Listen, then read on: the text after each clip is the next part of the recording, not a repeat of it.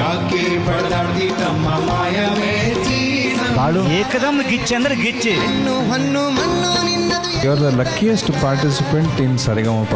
ಯಾಕೆ ಬಡದಾಡ್ತಿ ತಮ್ಮ ಮಾಯಾ ಮೆಚ್ಚಿ ಅಂತ ನಮ್ಮ ಬಾಳು ಬೆಳಗುಂದಿಯನ್ನ ಏನು ಹಾಡು ಆಡಿದಂದ್ರೆ ಒಂದು ಟಾಪ್ ಕ್ಲಾಸ್ ಹಾಡು ಆಡಿದ. ಆನಂತರ ಇದಷ್ಟೇ ಅಲ್ಲ, ಒಂದು ಏನು ಟಿಕೆಟ್ ಟು ಫಿನಾಲೆ ರೇಸ್ ಐತಲ್ಲ, ಈ ರೇಸ್ ಒಳಗೆ ಎಲ್ಲರೂ ಬೇರೆ ಬೇರೆ ಥರ ಹಾಡಾಡ್ರ.